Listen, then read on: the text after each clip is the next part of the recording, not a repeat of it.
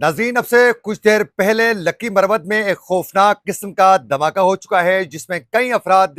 शहीद हो चुके हैं, जबकि मुतादिद इसमें जख्मी होने की इतलात मौसूल हो रही हैं। एक तो इससे धमाके की मुकम्मल तफसीलात आपके सामने रखेंगे, इस धमाके के पीछे कौन मुलविस है ये भी आप लोगों को बताएंगे, वजूहात भी आपके सामने रखेंगे। इसके साथ साथ पाकिस्तान की जानिब से मुमकिना कार्रवाई के हवाले से भी आप लोगों को ताज़ा अपडेट आपके सामने रखेंगे, और पुलिस बनू में पुलिस एहलकारों के ऊपर होने वाले हमले के हवाले से भी बड़ी तफसीलात हैं जो आज के प्रोग्राम में आपके सामने रखनी है। आज तारीख है 12 मई 2026 और मैं हूं आपका मेजबान आकिल हुसैन बाकरी। हमारे चैनल को जरूर सब्सक्राइब करें और बेल आइकन क्लिक करके नाज़रीन कमेंट सेक्शन में अपनी राय का इज़हार लाजमी करें, क्योंकि आप लोगों की जो फीडबैक है वो हमारे लिए बहुत ज्यादा अहम है। नाज़रीन, इस वक्त पाकिस्तान में एक बार फिर दोबारा दहशतगर्दी जो है वो उरूज पर पहुंचना शुरू हो चुकी है। बनू में होने वाले एक बहुत बड़े धमाके में जिसमें 15 से जायद पुलिस एहलकार शहीद हो गए, उसमें जख्मी भी हो चुके थे। अब उस हमले के बाद आज लक्की मरवत में एक बहुत बड़ा अटैक हो चुका है, और आप लोगों को मालूम है कि बनू में पुलिस एहलकारों पर होने वाला हमला और उसमें 15 पुलिस एहलकार जो शहीद हो चुके हैं, उसके हवाले से पाकिस्तान की जानिब से इंटेलिजेंस बेस्ड तमाम इंफॉर्मेशन और उसकी तहकीकात मुकम्मल होने के बाद ये वाज़ेह हो चुका है, पाकिस्तान ने अपना मौक़िफ़ वाज़ेह किया है कि इसमें मुलविस जो दहशतगर्द हैं, जिसके बाकायदा इस धमाके की, इस हमले की जो प्लानिंग हो चुकी है, पाकिस्तान ने वाज़ेह कर दिया कि ये अफगानिस्तान की सरजमीन में दहशतगर्दों की जानिब से प्लानिंग करने के बाद वहां से फिर पाकिस्तान में ये एक बहुत बड़ा अटैक किया गया है। यानी एक बार फिर दोबारा अफगानिस्तान की सरजमीन पाकिस्तान के खिलाफ इस्तेमाल हो चुकी है। ये पाकिस्तान वाज़ेह करने के बाद पाकिस्तान ने अपना एहतजाज भी सख्ती के साथ दफ्तर खारजा में तलब करके नाज़िमुल उमूर को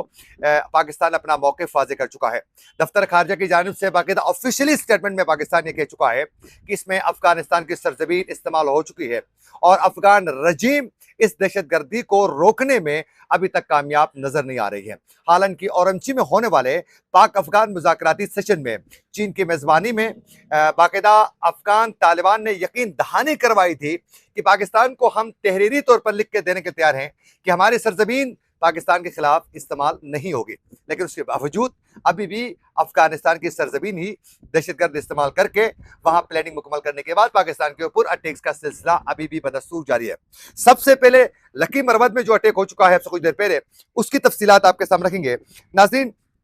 लक्की मरवत का जो एरिया है इसमें बेशतर इलाके ऐसे हैं जहां ये जो खवारिश हैं, जो टीटीपी के शरपसंद जो नासिर हैं, ये मुख्तलिफ इलाकों में आकर आम आवाम से भी ये मिलते हैं और कई लोगों को इनको आशीर्वाद भी वहां हासिल है, और ये आबादी वाले इलाकों में भी आकर अपनी कार्रवाइयाँ और फिर अपना एक खौफ व हरास फैलाने में ये कोई कसर नहीं छोड़ते हैं। आज लक्की मरवत के सराय नूरंग का जो बाजार एरिया है, उस बाजार में एक बहुत बड़ा खौफनाक धमाका हो चुका है जिसमें 7 अफराद इसमें शहीद हो चुके हैं, जबकि 18 अफराद जो हैं नाजरीन इसमें जख्मी होने की इतलात मौसूल हो रही हैं। अब बाज़ इतलात ये मौसूल हो रही हैं कि जो जख्मी हैं इनकी तादाद इससे ज्यादा भी हो सकती है, यानी 18 से ज्यादा, यानी तकरीबन 20-25 के दरमियान जो हैं लोग जख्मी होने की भी इतलात मौसूल हो रही है, लेकिन अभी तक 18 जो हैं वो जख्मी होने के का कंफर्म किया जा रहा है। पुलिस का ये मौक़िफ़ है नाज़रीन कि जो 7 अफराद शहीद हो चुके हैं, इनके लाशों को इस वक्त जो है नूरंग जो अस्पताल है वहां इनको मुंतकिल किया जा चुका है, और अस्पताल जो ज़राए हैं उनका यह मौक़िफ़ है कि 2 ट्रैफिक पुलिस एहलकार भी इसमें जो है शहीद हो चुके हैं, जो ड्यूटी के वहां फराइज सर अंजाम दे रहे थे। अब इस धमाके के नतीजे में 18 अफराद जो जख्मी हो चुके हैं उसमें बच्चे भी शामिल हैं, उसमें खवातीन भी शामिल हैं, और इसके साथ साथ हॉस्पिटल इंतजामिया का यह भी कहना है कि सराय नूरंग जो हॉस्पिटल है वहां इस वक्त इमरजेंसी नाफिज की गई है और फौरी तौर पर जख्मियों के लिए खून की बंदोबस्त किया जा रहा है, खून का भी, क्योंकि बहुत से जख्मी हैं और बहुत सीरियस कंडीशन में भी है, तो उनके लिए इंतजाम किए जा रहे हैं। अब ये जो गुज़िश्ता बनू में पुलिस एहलकारों पर जो हमला हुआ उसमें अफगान सरजमीन इस्तेमाल होने का कंफर्म हो चुका है। अब इस हमले में भी तहकीकात मुकम्मल होने के बाद ये कंफर्म होगा। फिलहाल इस हवाले से कोई कंफर्मेशन नहीं आई है, लेकिन उस वक्त ये कंफर्म होगा कि इसमें भी अफगानिस्तान की सरजमीन जो है वो इस्तेमाल हो चुकी है। ये आने वाले दिनों में खतरात बहुत ज्यादा हैं।